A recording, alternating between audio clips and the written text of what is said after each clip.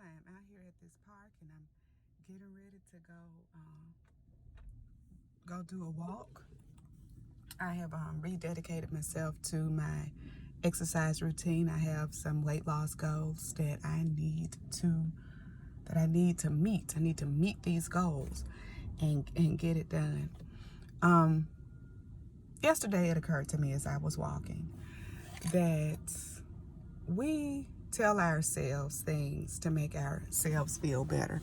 Sometimes we lie to ourselves. And you definitely want to show yourself grace. You definitely want to be gracious to yourself, as gracious to yourself, more gracious than you are to other people. But one of the lies we tell ourselves, one of the lies I've told myself, is that people are just going to have to accept me as I am. I don't have to change. I don't have to grow. I don't have to evolve. I don't have to do anything. I'm great and wonderful as I am. And to a degree, that is true. The word says that we are fearfully and wonderfully made. And this isn't just about weight.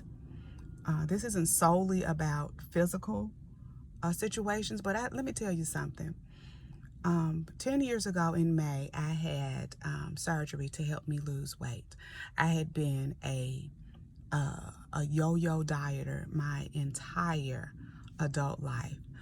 And I would lose weight and then I would gain it back with interest, and then I'd, beat myself up and try again and do it again. And it was just a vicious cycle, emphasis on vicious. It was mean, it was hard. And so I made a decision, and it took me the longest time to make that decision because I was listening to other people, because I was listening to folks who said that it was a cheat. I was listening to people who said that I just wasn't disciplined enough. I was listening to people who says love yourself as you are. And now we get to the meat of this thing.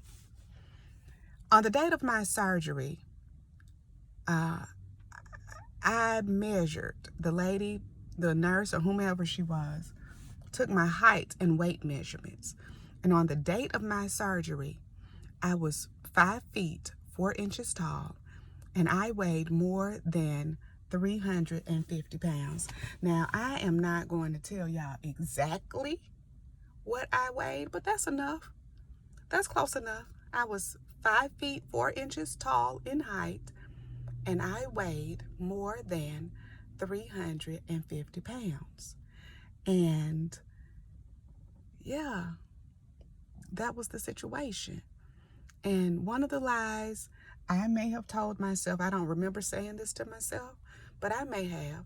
I definitely told that lie that people are just going to have to accept it, just going to have to deal with it. But a lot of times we also say, well, God made me this way.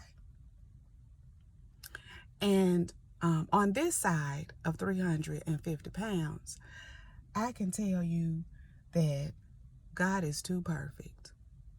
God is too intentional. God is too knowledgeable to make a 5 foot 4 inch woman be 350 pounds.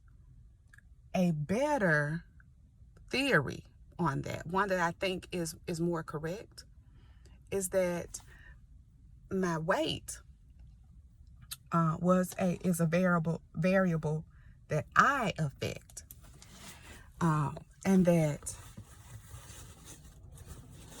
God likely didn't create me to be 350 pounds. Now, let's be clear. Some people he created to be 350 pounds, but their height is proportional to that weight. So for me, I don't think that was his intention. I think that poor eating habits did that. Poor eating habits born of in ignorance in my particular surroundings about nutrition and about exercise.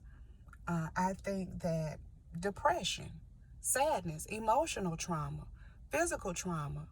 I think that generational curses had something to do with it.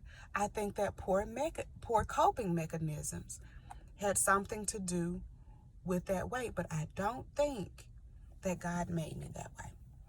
And I'm not saying this on this side of 350 pounds and now I'm bullying people or shaming people. No, absolutely not. I still have a ways to go. Even now, even 10 years later, I still have some weight goals to meet.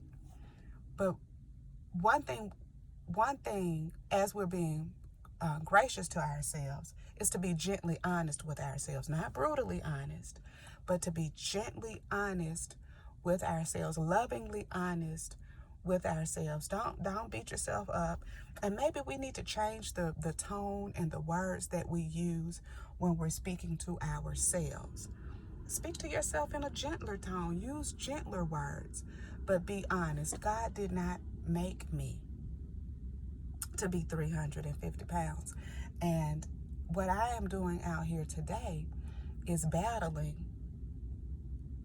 still mindsets, strongholds, generational curses, poor coping mechanisms, finding another way to cope. If I'm stressed, come out here and exercise.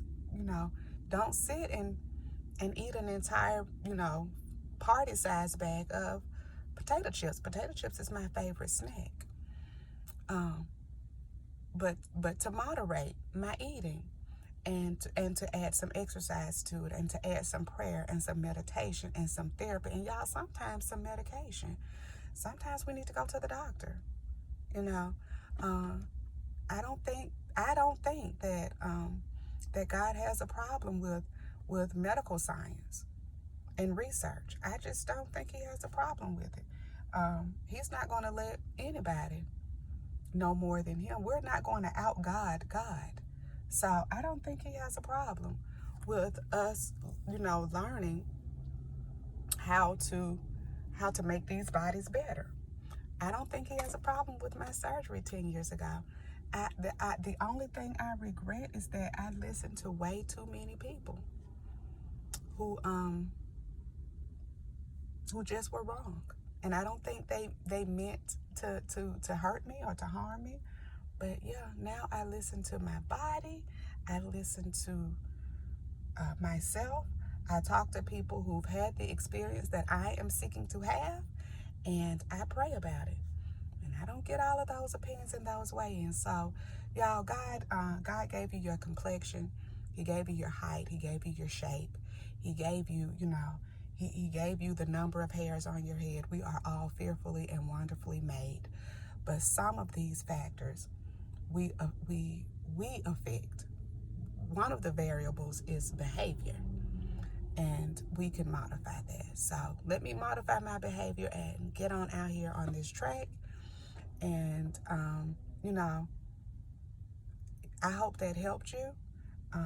Love yourself. Use gentle words when you're being honest with yourself, but be honest and take care and love yourself. I love you. I love me too.